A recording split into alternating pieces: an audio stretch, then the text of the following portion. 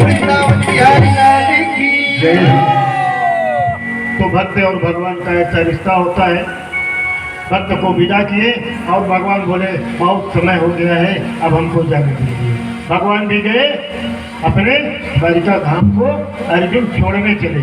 इधर विदुर जी क्या हुए, तीर्थ यात्रा करके वापस है। पांडवों ने बड़ा सम्मान किया, चाचा आ गए, चाचा आ गए।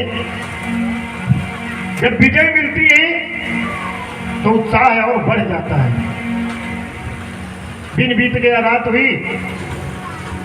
जब रात हुई तो गए गांधारी और धृतराष्ट्र से मिलने के लिए। विदुर जी जाके पूछा क्या हाल चाल है। उन्होंने कहा बहुत बढ़िया है। पांडव लोग बड़ी सेवा कर रहे हैं कि भीमापवर्जितम पिंड महादत्ते गृहपादव। भीम जो है खाना पीना खिलाते हैं, हम लोगों को भोजन करवाते हैं। सब पांडव लोग अपने माता पिता की तरह हमारी सेवा करते हैं, पैर दबाते हैं और हमारा बहुत ध्यान रखते हैं। तब विदुर ने कहा कि जिन पांडवों को 5 गांव देने के लिए आप राजी नहीं हुए थे, राजा तो आप थे, आपका बेटा मालिक नहीं था, मालिक आप थे। आज उन्हीं पांडवों के टुकड़ों पे पल रहे हो, आपको शर्म नहीं लगती? तब धृतराष्ट्र ने कहा अब क्या करें, और कोई चारा नहीं। बोले चलो मेरे साथ। और रात में ही गांधारी और धृतराष्ट्र को लेकर के धर्मात्मा विदुर जी चले गए। सुबह हुआ, पांडव लोग आए जो पैर स्पर्श करने के लिए, आशीर्वाद लेने के लिए। तो बड़े पिताजी और बड़ी माता जी है ही नहीं, बड़े दुखी हुए। उसी समय भगवान नारद और तुम्बरु गंधर्व दोनों वहां प्रकट हुए और उनका मार्गदर्शन किया कि संत के साथ में गए हैं, उनका कल्याण हो जाएगा, आपको परेशान होने की जरूरत नहीं है। अगले अध्याय में अब महाराज युधिष्ठिर को भी अपशगुन होने लगा। देख रहे हैं गाय बछिया को पी रही है स्वप्न में। मंदिरों में दर्शन करने के लिए जाते हैं तो देखते हैं प्रतिमाएं रो रही हैं, आंसू बह रही है वो, क्योंकि अब द्वापर समाप्त होने वाला है, अब कलयुग आ गया है। अपनी चिंता उन्होंने व्यक्त किया और भीम को बुला करके उनसे कहा कि गता सप्तधुना भैया भीम 7 महीना बीत गया यार, अर्जुन को गए हुए द्वारिका भगवान को छोड़ने के लिए। कि गता सप्तधुना भीमसेन तवानुज नायाति कच्यवाहे तो नाहम वेदेद मंजसा। 7 महीना बीत गया, न तो अर्जुन आया, न कोई संदेशा भेजा। मैं बड़ा अपशकुन देख रहा हूँ, मेरा मन विचलित हो रहा है। जब से माधव चले गए तब से मैं बहुत परेशान रहता हूँ। तब तक में अर्जुन मुंह लटकाए हुए चले आ रहे हैं, डांडी उधारी। रास्ते में ही लोगों ने पकड़ करके पीट दिया। साहब सुस बहुत है, बंदे पे कचुना है। बड़े मुश्किल से गिरते पड़ते जब वहां पहुंचे, पूछा क्या हाल चाल है वहां का। जैसे ही हाल चाल पूछा तत्काल जो है आंसू बहने लगा और बताया कि वंचितो हम महाराज हरिरा बंधुरूपिणा इनमें तेजो देव विश्वासनम। वंचित हो गए, प्रभु नहीं है। अब भगवान अपनी लीला का स्मरण करके अपने धाम को चले गए। भैया मैं बड़ा दुखी होकर के ये बात बता रहा हूँ, जिन प्रभु की कृपा से हम लोगों ने खंडव वन का दहन किया, युद्ध में भोलेनाथ को भी संतुष्ट किया, अब हमारा साथ देने वाला बंधु रूपी है, जो भाई की तरह, साथी की तरह, मित्र की तरह, गुरु की तरह, रिश्तेदार की तरह रहते थे, अब वो प्रभु यहाँ से चले गए। सौनक जी ने पूछा उस बच्चे का क्या हुआ जो माँ के गर्भ में था। परीक्षित की कथा वही छूट गई थी, वो अध्याय, दूसरे अध्याय शुरू हो गए थे। सौनक जी ने कहा समय आया जब जैसे ही माता के प्रसव का समय हुआ, उस समय पर जो है बच्चा हुआ। भगवान की कृपा से उसका नाम हुआ विष्णुरातः। रातः दत्त है। विष्णु के द्वारा मां के गर्भ में रक्षा होने के कारण उस बालक का नाम विष्णुरातः। लेकिन जब वो बच्चा इस धरती पर आया तो जो भी उसको गोद में ले रहा है वो उसको टुकुर टुकुर देख रहा है कि मां के गर्भ में जो 4 हाथ वाला गया था वो दिखाई नहीं दे रहा है। परिचित बोले उसका दूसरा नाम जो है परीक्षित पड़ा। बड़ा धर्मात्मा, बड़ा ब्राह्मण भक्त, बड़ा अच्छा शासक परीक्षित हुआ आगे चल करके। बोले अच्छा, तो अब जो है जब भगवान चले गए, जैसे ही भगवान के जाने की सूचना मिली कि भगवान जो है चले गए, कुंती को एक क्षण भी नहीं लगा, तत्काल ध्यान किया। जैसे महाराज दशरथ राम के वियोग में समाप्त हो गए थे, वाल्मीकि जी ने लिखा है कि हावत राम जगता नयना विराम। लास्ट वाक्य था महाराज दशरथ का कि हावत राम जगता नयना विरामम क्षण सर्वगात्रम। तुरंत से पूछा था कहाँ है मेरा पुत्र जो पूरे संसार के नेत्रों को सुख प्रदान करता है? कहाँ है वो लक्ष्मण जो सभी लक्षणों से युक्त होकर के मर्यादा पुरुषोत्तम की सेवा करता है? और नीचे मैथिली कहा कि प्रतिष्ठित चित्त वृत्ति, पति के हृदय में निवास करने वाली सती मेरी पुत्र बहू सीता कहाँ है? आहा गता किलवरम तौ तनुजा। और भगवान के वियोग में अपने प्राण को त्याग दिया था। आज उसी तरह से भगवान के वियोग में, श्री कृष्ण के वियोग में कुंती मैया ने अपने शरीर का तत्काल परित्याग कर दिया। और जिसके लिए जमीन जायदाद के लिए बंटवारे के लिए जो लड़ाई हुई थी, महाभारत हुआ था, हस्तिनापुर का साम्राज्य प्राप्त हुआ था,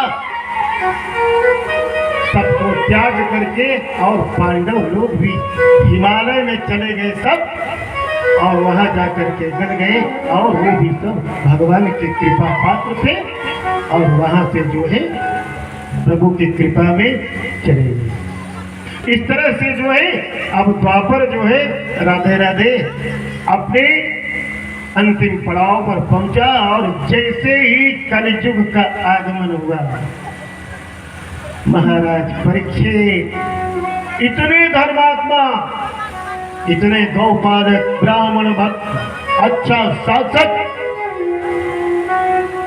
सत्ता संभाले कुछ ही दिन हुआ था, बोले आज राज्य का निरीक्षण करेंगे। आज चल करके राज्य का निरीक्षण करता हूं।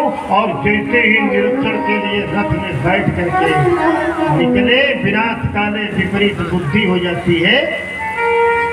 आज एक ऐसी गलती कर देंगे जिसका उनको बहुत बड़ा जो है अभिशाप हो।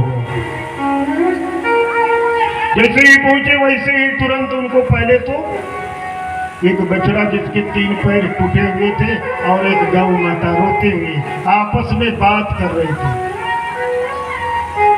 परीक्षित ने समझ लिया, तब तक जान गए कि ये तो धर्म है और पृथ्वी है। लेकिन उनको जो ताड़ना दे रहा है, जो प्रताड़ित कर रहा है, ये दुष्ट कौन है? पूछा तुम कौन हो? भगवान चले गए, गौओं की रक्षा करते थे, गोपाल बन करके सेवा करते थे। उनके जाने के बाद गौ माता का इतना अपमान। जैसे ही तलवार निकाला, तुम कौन हो? शरणागत हो गया, कलयुग तत्काल प्रणाम किया, साष्टांग बोला, महाराज मैं कलयुग हूँ। बोले मेरे राज्य में क्यों आया तू? बोले महाराज पूरी धरती पर तो आपकी राज्य है, आप चक्रवर्ती सम्राट हैं, मैं कहाँ जाऊं? हमको कुछ जगह दे दो तो मैं अपना निवास करूं। महाराज परीक्षित ने देखिए, जब कोई किसी को जगह देता है तो पूछताछ करके देता है। पूछा, उसने अवगुण तो बताया, ये अपना गुण भी बताया कि मेरे अंदर एक बहुत बड़ा गुण है महाराज, हमको रहने दीजिए। जो पिता ने सतयुग में, द्वापर में बड़ी बड़ी तपस्या करके, बड़े बड़े सत्संग करके, बड़ी बड़ी यज्ञ करके जो फल मिलता था, वो हमारे कलयुग में कैसे मिलेगा?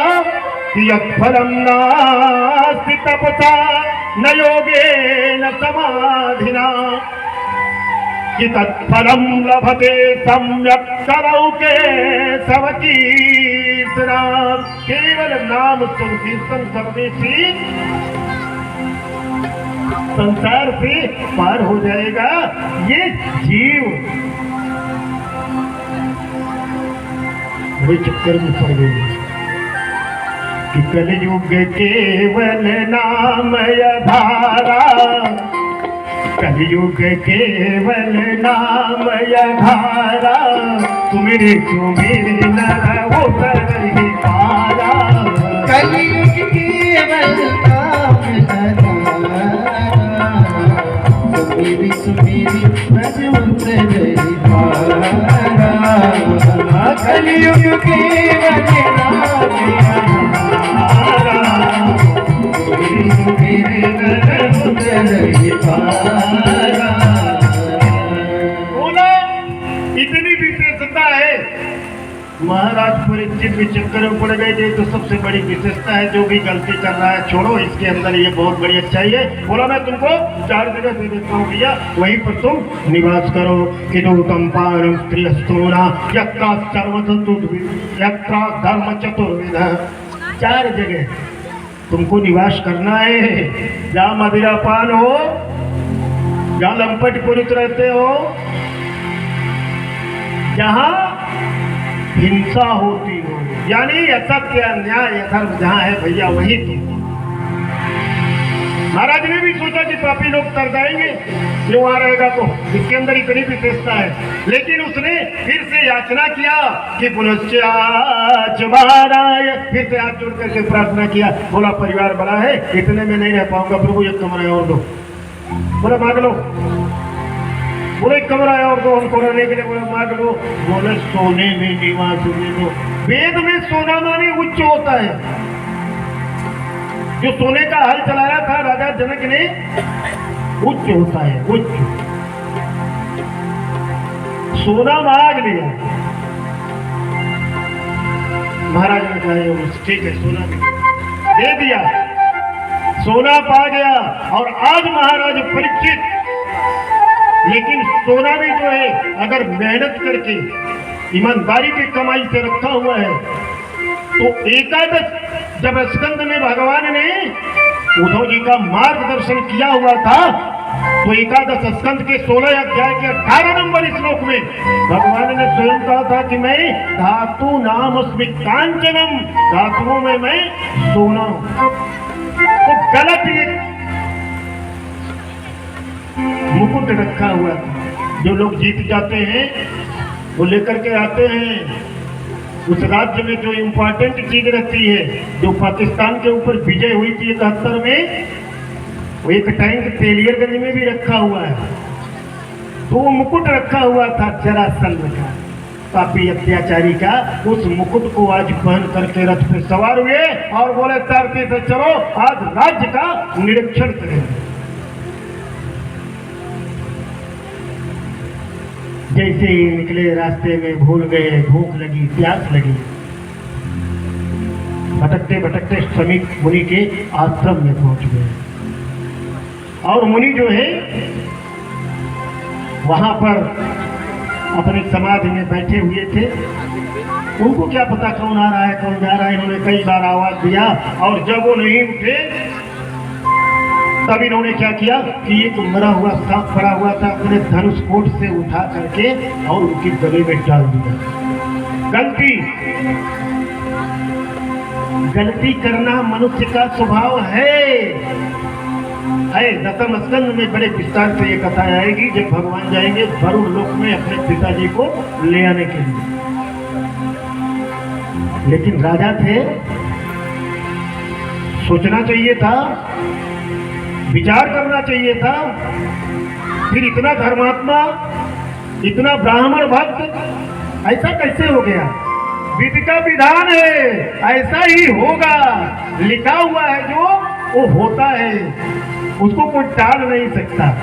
तो क्या हुआ, सांप डाल दिया और जैसे ही वो ऋषि का कुमार जो था कौशिकी नदी के किनारे खेल रहा था, मित्रों ने जाके बताया कि तेरे पिताजी के गले में सांप डाल दिया है महाराज परीक्षित ने। कि कौशिक्या बोला,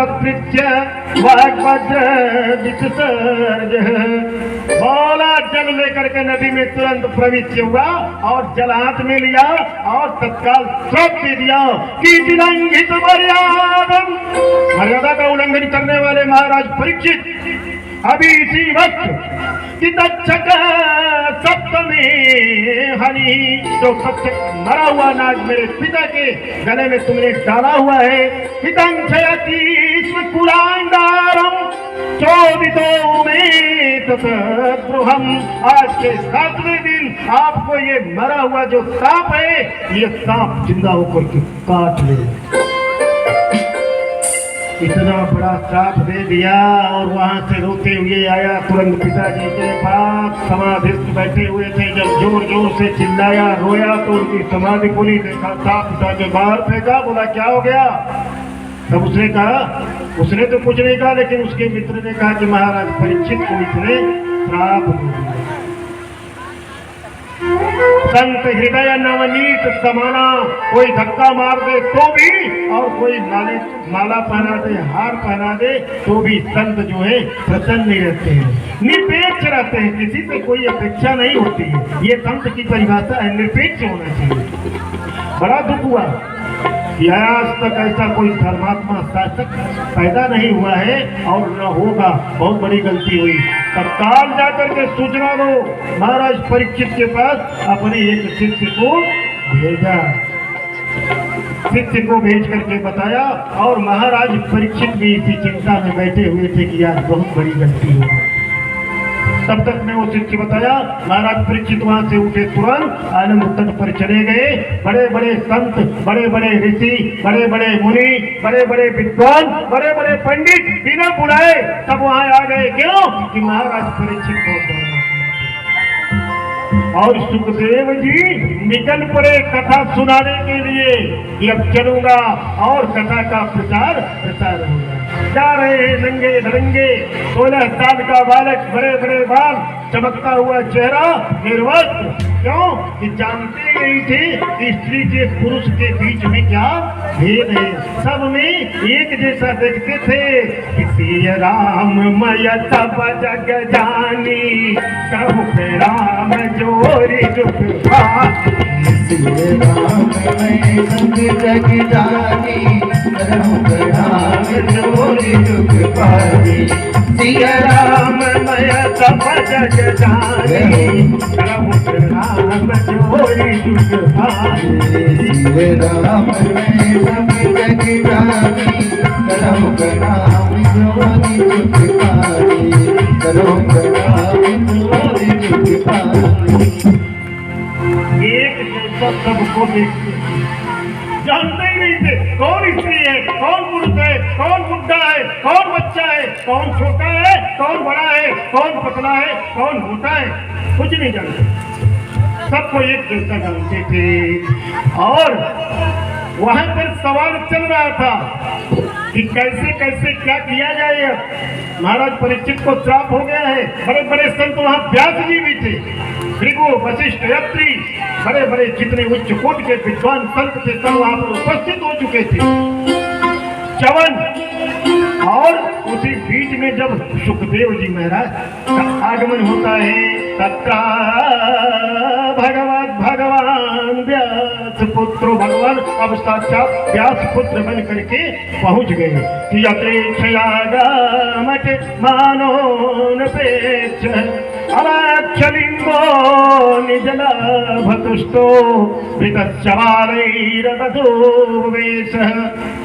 अलक्ष्य लिंग थे, स्त्री पुरुष कोई किसी के बारे में जानते नहीं थे, सबको प्रिय राम मैं मानते थे, केवल आत्मा, शरीर से कोई मतलब नहीं था।